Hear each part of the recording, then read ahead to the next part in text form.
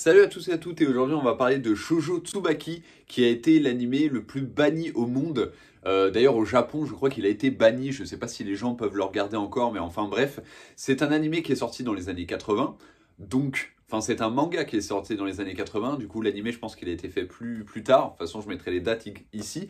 Ça raconte l'histoire tout simplement de Midori, donc une jeune fille qui a été abandonnée par ses parents, une jeune orpheline, et qui est recueillie par un cirque notoire, voilà, qui se déplace de ville en ville. Et c'est tout simplement un espèce de freaky show, voilà, donc où il y a que des monstres, voilà, donc il va y avoir une femme serpent, une hermaphrodite, une espèce de momie qui n'a plus de bras, enfin bref. Un mec bretzel, je crois que ça s'appelle comme ça, enfin il a pas de bras, pas de jambes, enfin voilà, c'est vraiment horrible. Et en fait ce qui a dérouté les gens tout simplement, c'est que déjà c'est sorti en manga, alors il existe en France, hein. Ça s'appelle La jeune fille aux camélias, voilà, donc vous pouvez vous le procurer chez Imo Manga au prix de 14 euros.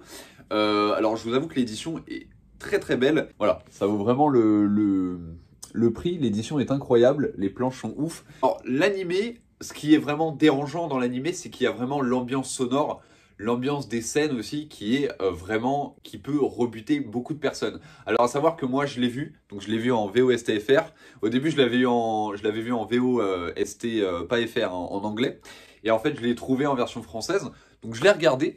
Et c'est vrai que quand tu comprends le scénario, quand tu comprends l'histoire, voilà, c'est presque poétique. C'est presque poétique à certains moments, sauf que c'est quand même très dérangeant, hein. Tu regardes le truc, tu fais, voilà, on va peut-être pas regarder, hein. Si, bah tiens, on va regarder le live action.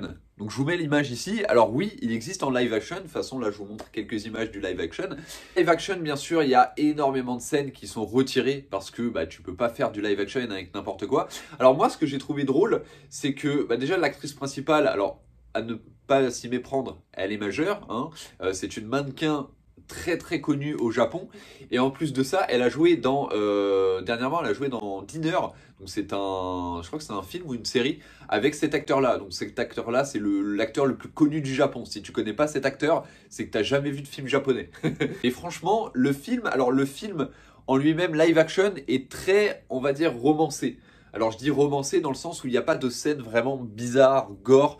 Toutes les scènes aussi sexuelles sont un petit peu enlevées du film. Il y en a quelques-unes pour te montrer vraiment l'atrocité que vit aussi les monstres qui sont dans ce cirque-là.